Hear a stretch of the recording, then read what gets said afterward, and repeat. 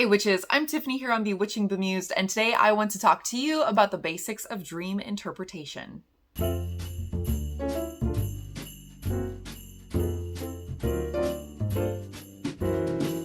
I want to cover the purposes of dreams, or some of the purposes of dreams, the reason that you should be interpreting them, how to better remember your dreams, and of course, how to interpret them. The purpose of dreams, without going into, the scientific details of memory storage and other processes that our brains utilize sleep as well as dreams for. A main one is to process and sort through complicated emotions. Oftentimes, these are emotions that we are struggling to confront and process.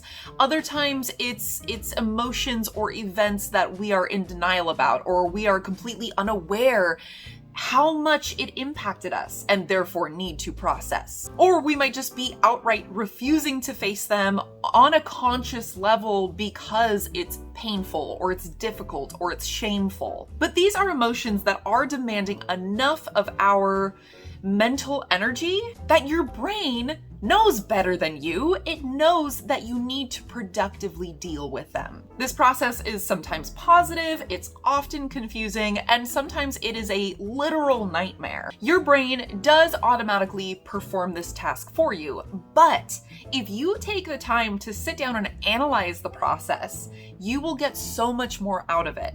Bring this forward into your waking mind, your conscious mind, and consider, why do I need to unpack this? Why is it such a big deal that my brain needs to focus on it while I sleep? It really helps you stop and sit down and address, why is it affecting you and why is it affecting you that way? This is an extremely important aspect of shadow work, as well as just your lifelong journey to better understand yourself. Dreams can offer you anything from reassurances to helping you confront anxieties and fears to helping you figure out which of two paths you truly want. I know I've had dreams where I was given two options in life, and I wasn't, when I was awake, I was going like, I'm not really sure which one I want to do, but my dreams told me, yes, you do. You like both options, but there is one that you definitely prefer over the other, and here it is. We have other things that we often, when we are conscious, find to be more important to be thinking about. So instead of sitting and analyzing, we go about our daily lives. But of course, our unconscious mind knows better. It can really get to the root of our problems and the root of our emotions. And it does this through dreaming. When it comes to the woo-woo aspect of dreaming, this is an open line of communication with deity, with ancestors, with spirits, where they can give you signs, send you warnings. They can make requests or answer your questions. There's, of course, also prophetic dreaming. Now, both communication as well as psychic dreams are often very symbolic. Now, sometimes, sure, a deity could just appear to you in a dream in a very recognizable form and tell you things directly to you. That can happen, yes, but most likely, it's going to be abstract. And a psychic vision is almost never an actual movie playing out the way that the actual scene will take place in the future. Like I said, yes, sure, sometimes these things are that straightforward, but usually they're not, and you are going to have to know how to interpret this symbolism in order to understand the message. One issue that can obviously set people back is remembering their dreams in the first place. When we sleep, norepinephrine is at its lowest levels, and it's pretty much non-existent during REM sleep. Now, to vastly oversimplify this, norepinephrine is a neurotransmitter related to memory.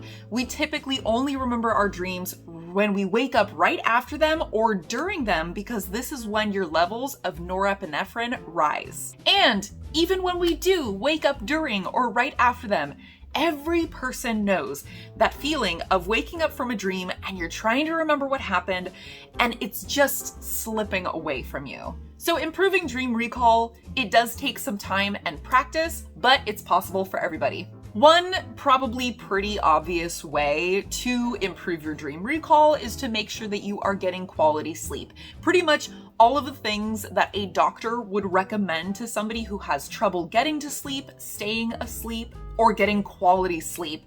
Those are the things that will help you remember your dreams. So no caffeine 4 to 6 hours before bedtime, making sure that your bed is comfortable, that the temperature of the room you're in is comfortable. Use things like earplugs or an eye mask to limit disturbances. Basic things like that. In fact, I recommend that as you journal your dreams, which I'll get to in a moment, you also journal the things that may have affected your sleep, because over time you could find a pattern of things that maybe aren't very obvious. I know when I have like a second cup of coffee or some caffeine, a second dose of caffeine during the day, even if it is more than 6 hours before I'm ready to go to bed, it can affect my sleep.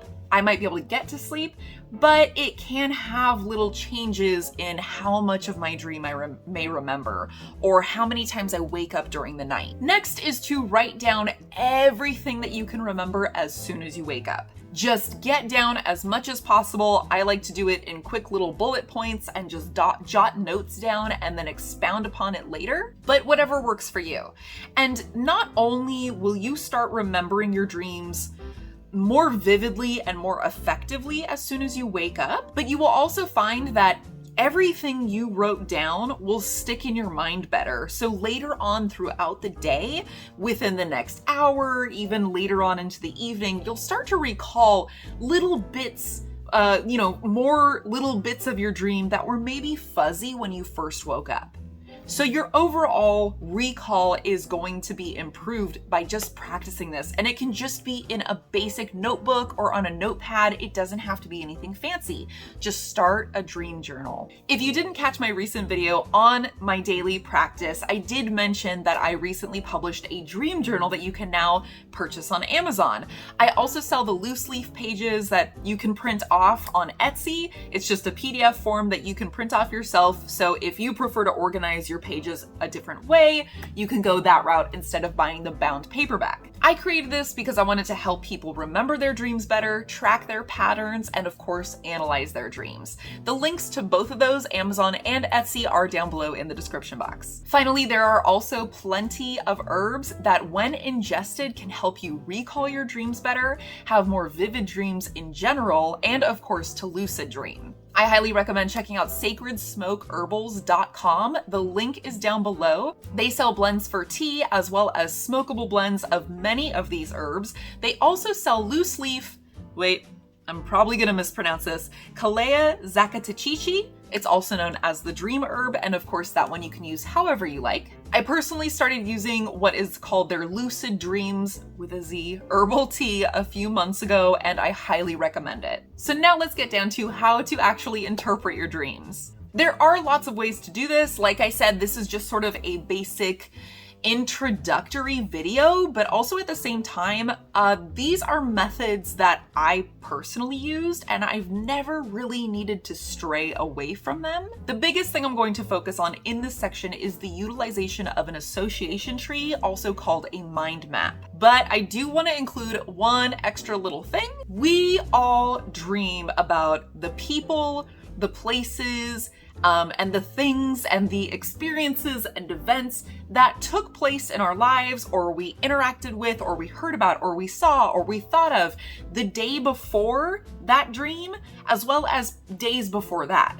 This is partly due because those memories of those things that you saw, interacted with, etc., are in the forefront of your memory. And while you're sleeping and dreaming, your brain is processing those memories and putting them into long-term storage. But don't be too quick to just dismiss this as, oh, I just dreamt about that because I just thought of that person, or I just saw that thing or that animal or went to that place. Don't dismiss these things outright. Don't just say like, oh, it was only there for that purpose, I can ignore it. Sometimes because these things, these places, these people are in the forefront of our mind, it's a memory that's easier for our brains to access and utilize to process emotions and tell us things. So definitely make sure to consider that into this practice. Next, I want to say, please do not bother with dream dictionaries. Yes, okay, there are certain archetypes that are common to all human cultures across the board. But in the context of dreams, for the majority of things and symbols that you will see and need to interpret, they are unique to the dreamer, they are unique to you. Why is that? I will tell you. Because it's your brain creating them. Your brain is taking something that you need to know or you need to process, or whoever you are communicating with is giving you something that you need to know and you need to process, and your brain is translating that into something recognizable to you. And of course, dreams are abstract. Just because you will recognize something doesn't mean you'll do so easily. Sometimes this takes a little bit of effort and it can be frustrating. Don't just jumping on Google and looking it up there or buying a dream dictionary. They're not going to give you the right answers. You really need to put the work in to figure it out yourself. Unravel what your own brain is trying to tell you. And that is where I come back to the association tree, because in my experience, this is the easiest and most straightforward way to figure it out. An association tree, or as I mentioned earlier, it's sometimes also called a mind map. Actually, I think it's usually called a mind map, and I think association tree is just what I call it. I don't know. But they're interchangeable. So it is simply a system for taking a symbol and breaking it down to easily analyze it. To show you how to do this, I will direct you to the introduction of my dream journal, and I will show you the example that I use there. This will also serve as an example of how one symbol could mean two completely different things to two completely different people, and therefore why I really don't want you to waste your money on a dream dictionary or your time on Google searching it. One time, not long after a close friend of mine passed away, I kept having dreams about trains. And in these dreams, I couldn't cross over these railroad tracks because the trains just kept coming. It wasn't one long train. It was just one train after another after another. Every time one ended and I started to step up to the railroad tracks, another one would come through. It was frustrating, but it was also, I had this great sense that I needed to cross to the other side. And I knew it had something to do with my friend who passed away, but I didn't know what. I didn't know what I would find over there. If it was her, if I could give her an additional final goodbye, if she was going to tell me something, if I needed to tell her something, I didn't know. Something just felt incomplete, like I was lacking closure, and if I could just get to that other side of the train tracks, I would feel better. So here's the association tree that I created for this. Now, this isn't normally how I lay it out, so you do not have to design it exactly this way. This was just the formatting in the book, in the introduction for this book, was much easier to lay it out this way. But this is a general copy of what I had created after having several of those dreams. So at the center was the trains. And then from there, I wrote down all of the things that I personally associate to trains, things that I know about them, and other common associations such as sayings or stories that I know about trains. So I didn't use Google to look any of this up, and this is absolutely crucial. Like I mentioned, this symbol was created by my mind, so I can only find the purpose of that symbol by searching my own mind. So there's one common saying, is one track mind. And from there, I broke it down. I am dwelling on the negative, the loss. I am allowing grief to overwhelm my entire life. Now, I knew this related to my friend passing because I picked that up in the dream. This definitely has to do with her and her death and my grief regarding her death. So one possible thing could be the fact that I had a one-track mind when it came to that loss, but also in my day-to-day life immediately after that loss. Then next to that, we have high-speed travel. These are just facts about trains that I know. They are for use for high-speed travel, and this is despite its weight and size, and in spite of weather conditions. It is still a fast mode of transportation.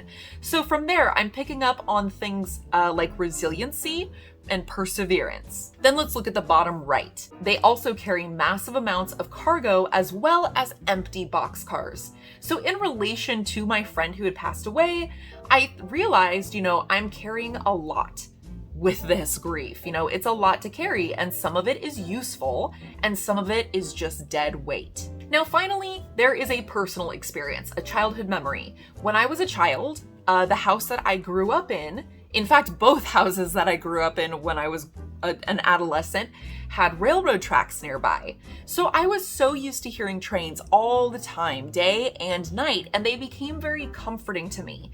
People would come over, I'd have friends over for a slumber party, and a train would pass, and they'd go, "Oh my God, what is that?" You know, kind of freaked out by the sound.